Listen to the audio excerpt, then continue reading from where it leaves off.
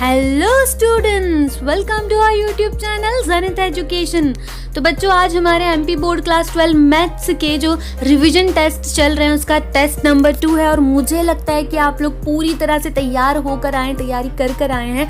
But उससे पहले कि मैं आपको रिवीजन टेस्ट पेपर प्रोवाइड करूं, अगर आप हमारे चैनल पे पहली बार आए तो प्लीज़ चैनल को सब्सक्राइब करके बेल आइकॉन प्रेस कर दीजिए ताकि आगे आने वाली हमारी हर वीडियो की नोटिफिकेशन सबसे पहले आप तक पहुँचे और आपसे कुछ भी इम्पोर्टेंट मिस ना होने पाए।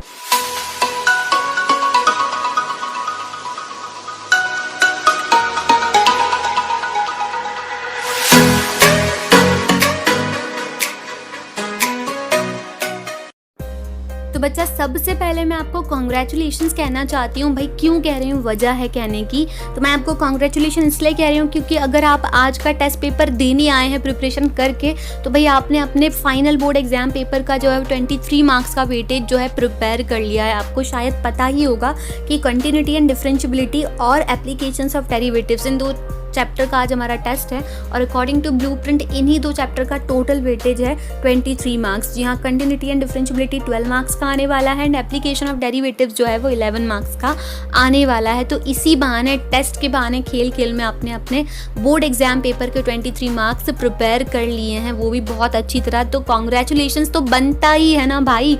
तो मैंने कह दिया, आप भी खुद को शाबाशी दे दीजिए, अपने हाथ से अपनी पीठ थपथपा लीजिए और कॉन्ग्रेचुलेट कर दीजिए। इसी तरह आपने पिछले टेस्ट में, मतलब रिवीजन टेस्ट 1 में भी 3 चैप्टर करके, मात्र 3 चैप्टर करके अपने बोर्ड एग्जाम पेपर का 25 मार्क्स का वेटेज प्रिपेयर कर लिया था। अगर दोनों को हम टोटल कर दें तो कितना हो जाएगा? 25 + 23 हमारा हो गया 48 मार्क्स का प्रिपेयर। भाई पेपर ही 100 नंबर का आता है, उसमें से आधा, लगभग आधा तो आपने प्रिपेयर इन 5 चैप्टर से कर ही लिया है। तो बच्चों, आगे भी आप ऐसी अगर रिवीजन टेस्ट को फॉलो करते रहे, प्रिपरेशन करते रहे, 21 मई से पहले आपका सारा मैथ्स का सिलेबस खत्म हो जाना है बढ़िया तरीके से, बहुत आसानी से।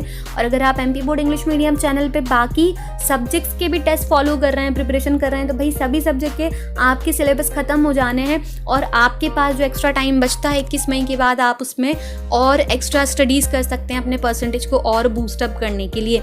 नहीं दीदी, हम इतना प्रिपेयर कर लेंगे, सिलेबस खत्म हो जाएगा, तो क्यों करनी है पढ़ाई? बच्चा, पढ़ाई तो करते रहनी चाहिए ना। आप अगर 80 मार्क्स स्कोर कर रहे हैं, 80% स्कोर कर रहे हैं, तो आप और पढ़ के और गेन भी तो कर सकते हैं। टाइम बच रहा है तो क्यों ना किया जाए।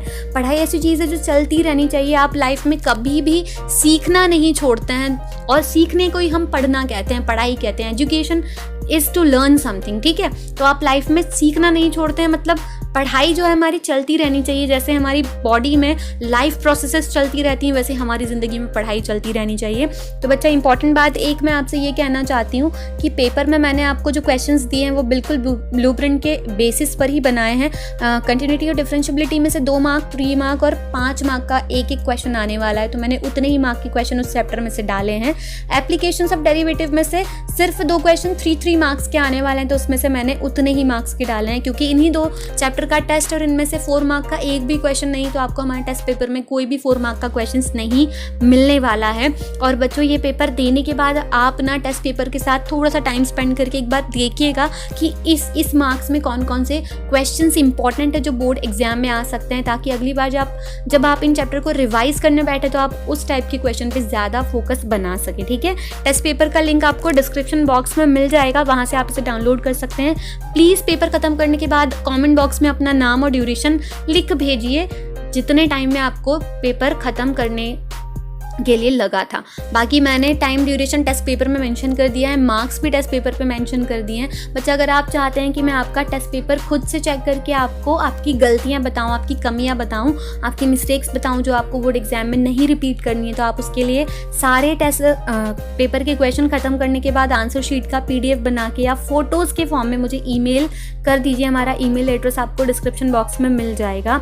आई नो मैंने पिछले टेस्ट पेपर की भी आंसर शीट अब तक चेक नहीं की है, एक्चुअली कुछ पर्सनल प्रॉब्लम्स आ गई थी, फैमिली इश्यूज हो गए थे। अभी हेल्थ तो सभी की कुछ ना कुछ खराब चली रही, सभी के घर में किसी ना किसी को कुछ हो रहा होगा, तो मेरे घर में भी सेम चीज़ हो गई थी, तो मैं नहीं कर पाई, बट आई प्रॉमिस मैं कर दूंगी। आप अपने हिस्से का काम कर दीजिए, मैं अपने हिस्से का काम ज़रूर कर दूंगी।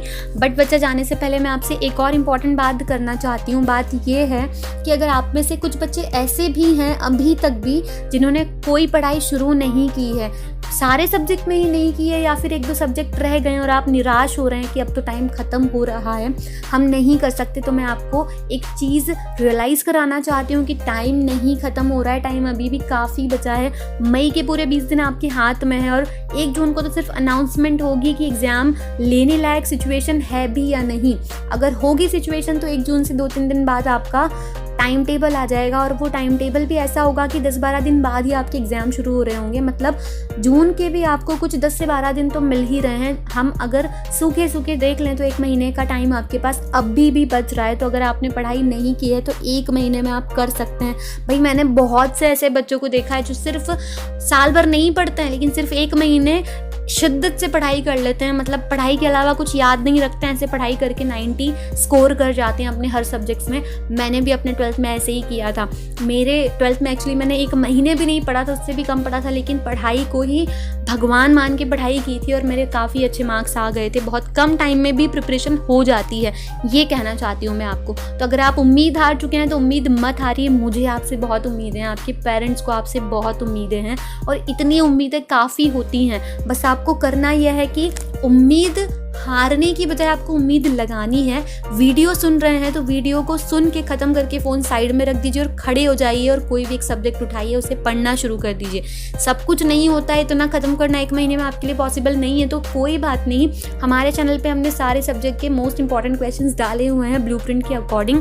आप उन वीडियोज़ को देखिए, उतने क्वेश्चन प्रिपेयर कर लीजिए। वीडियो लिंक मैं आपको डिस्क्रिप्शन बॉक्स में प्रोवाइड कर रही हूँ, सिर्फ उतने प्रिपेयर कर लीजिए। देखिएगा आपके एग्जाम में बहुत अच्छे मार्क्स आएंगे। और अच्छे मार्क्स ना भी आते हैं ना बच्चा, अगर सिर्फ 50-60% भी आते हैं तो भी मुझे आप पर गर्व होगा। क्योंकि एक बात हमेशा लाइफ में याद रखनी है आपको, क्योंकि आपको मार्क्स के पीछे नहीं भागना है, आपको नॉलेज के पीछे भागना है। मार्क्स अपने आप चले आते हैं और आपका कितना स्कोर था आपके 12th एग्जाम में, इस पर आपका फ्यूचर कभी भी डिसाइड नहीं होगा। आपका फ्यूचर जिस दिन आप मेहनत करना शुरू कर लेंगे, जिस दिन आप ठान लेंगे, गोल बना लेंगे और पैशनेट हो जाएंगे उस गोल के लिए, आप खुद डिसाइड करेंगे। ठीक है, तो आज की वीडियो में बस इतना ही। जाके टेस्ट पेपर डाउनलोड कीजिए, उसको दीजिए और मुझे कमेंट बॉक्स में बता दीजिए। मिलते हैं हम अगली वीडियो में, तब तक के लिए पढ़ते रहिए। All the very best.